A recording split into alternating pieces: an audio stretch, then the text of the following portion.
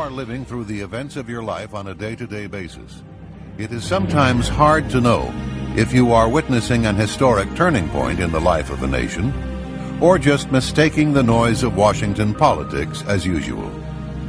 But there can be no doubt that the undercurrents in the era of William Jefferson Clinton are unprecedented. While the U.S. press barked and howled with pitiful irrelevance about Clinton's $200 haircut, he quietly became the first president in the nation's history to fire every U.S. attorney in the country. When he fired William Sessions in July 1993, it was also the first time in American history that a president had summarily dismissed an FBI director. As Americans, we must then ask what the reasons were for these unprecedented moves by a new president. Was it by design? If so, why? There are dozens of other questions that beg an answer as well. Bill Clinton himself may have given us a clue to the answer when he stated, "I believe the measure of a person's values can best be measured by examining the life the person lives."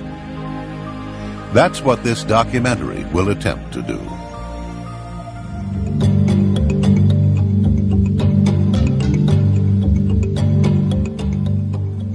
During the 1960s, students were protesting the Vietnam War on college campuses throughout the nation.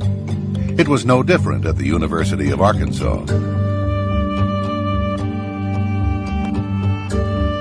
Here on the university campus, Clinton would climb into a tree where he would place a mattress and spend days on end to declare his own protest against the war.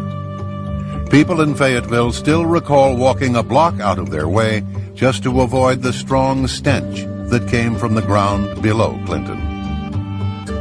The fire department showed up on at least one occasion to wash the ground below the tree and even gave young Clinton unwanted free showers with their hoses. A photo of Clinton in the tree made the school newspaper, but all known copies of that particular edition have since been confiscated or destroyed.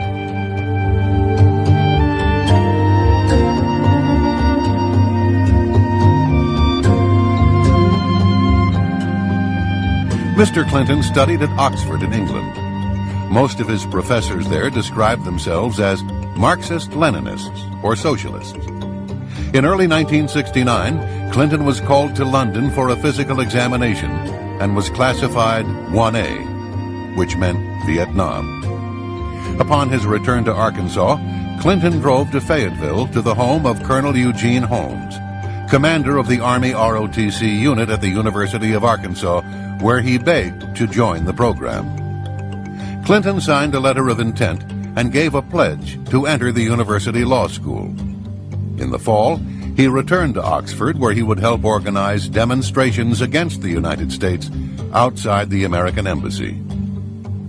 On December 2, 1969, in violation of his promise to enroll in the ROTC program, he applied to Yale Law School. On December 3rd, he wrote a letter to Colonel Holmes stating, quote, "Because of my opposition to the draft and the war, I have great sympathy with those who are not willing to fight, kill, and maybe die for their country," unquote. Mr. Clinton was described as a moocher and with no apparent income. Yet he left England for a 40-day trip to Scandinavia, the Soviet Union, and Czechoslovakia. Clinton stayed at one of Moscow's most exclusive hotels, the National. Clinton went on to Prague, where he stayed with Oxford friend John Kopold's parents, who were leaders in the Communist Party. The grandfather was a founder of the Czech Communist Party and a member of the party's Central Committee. In fact, Communist Czechoslovakia had been a training area for international terrorists.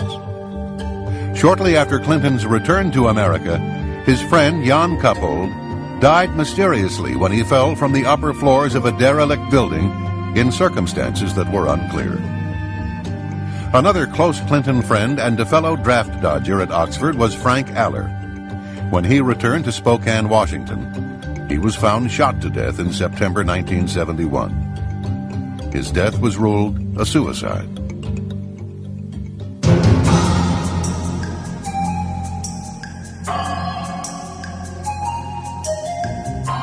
At Yale Law School in 1970, Hillary Rodham helped found the Yale Review of Law and Social Action. The second issue devoted 50 pages to the murder trial of Black Panther Lonnie McLucas. Some of the illustrations depict policemen as pigs.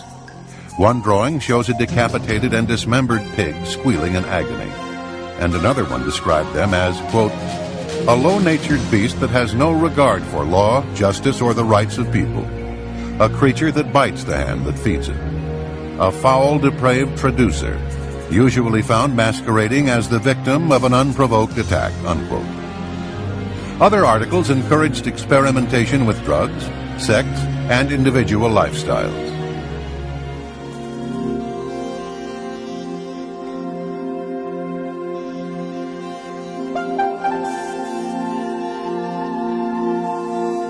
In Bill Clinton's Arkansas, some 2 million people remained among the poorest in the nation. Their average yearly income was less than the $20,000 annual fees at the Little Rock Country Club.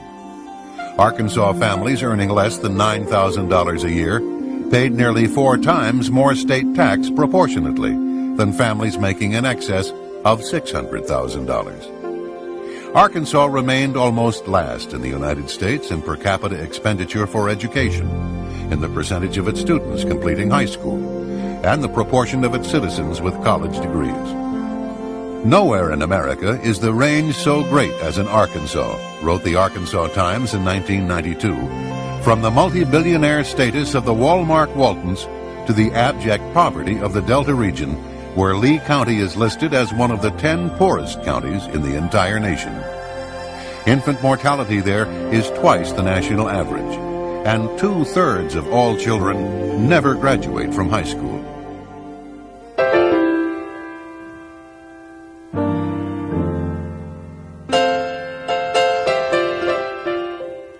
In the aftermath of his 1980 election defeat, Bill Clinton began appearing every Sunday at Emmanuel Baptist Church, which he had never attended so regularly before.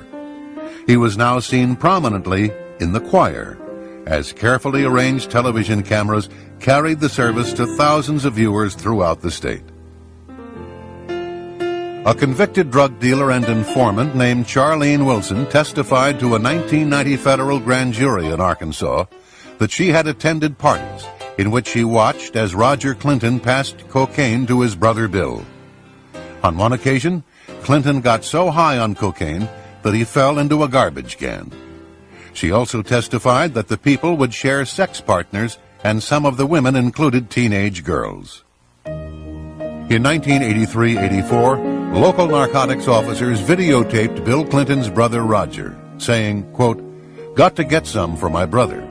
He's got a nose like a vacuum cleaner," unquote. Throughout the 1980s, the Clintons would enjoy relative impunity from the scrutiny of investigative journalism. The rare independent journalist was soon made an example.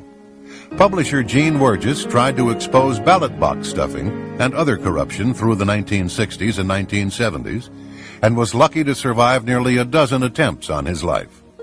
He was indicted 7 times on trumped-up charges, ranging from slander to conspiracy, and was once sentenced to 3 years at hard labor, only to be saved when the main prosecution witness was proven to have lied. In 1978, in Clinton's first run for governor, a retired Air Force lieutenant colonel named Bill Guerin accused Clinton of being a draft dodger by reneging on his 1969 ROTC commitment.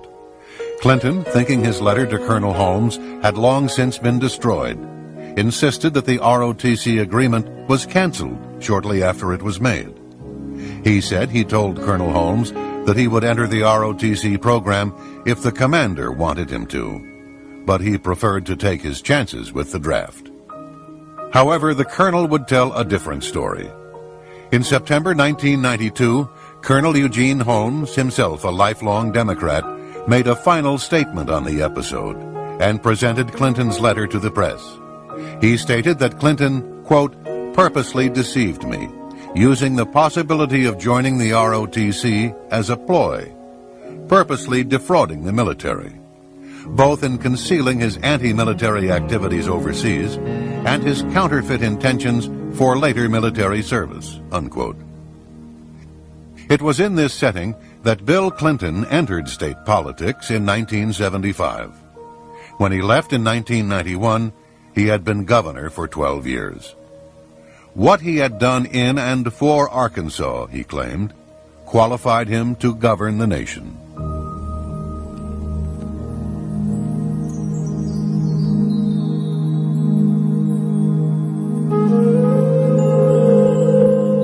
From Clinton's first years as Attorney General, Little Rock had been awash in gossip about his blatant womanizing. After he was elected president, Arkansas trooper, bodyguards, and others would testify to his extramarital relations with literally hundreds of women.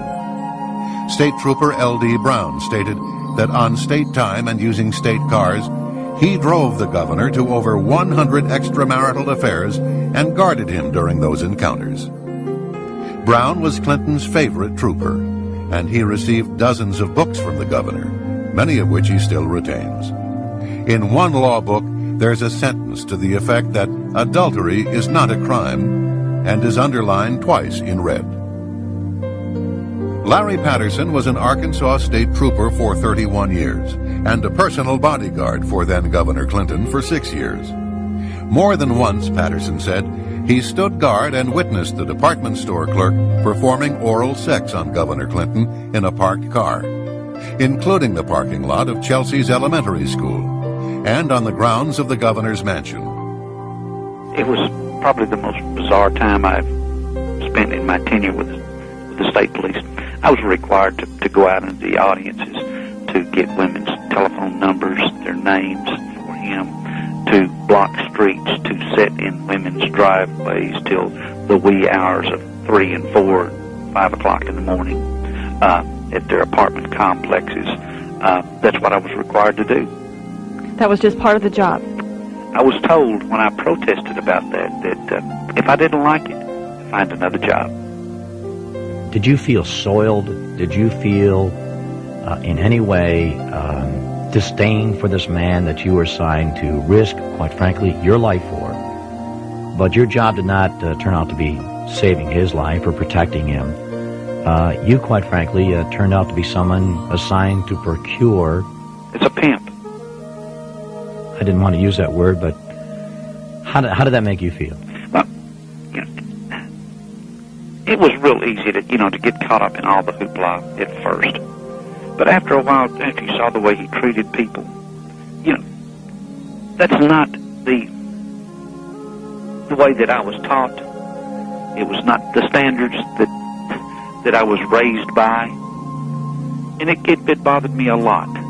And to the point where I talked to my supervisors about it, I talked to the director of the state police about it. And I was told, yeah, that's part of your job.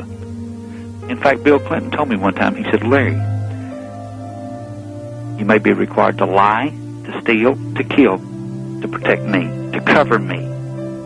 That's his words.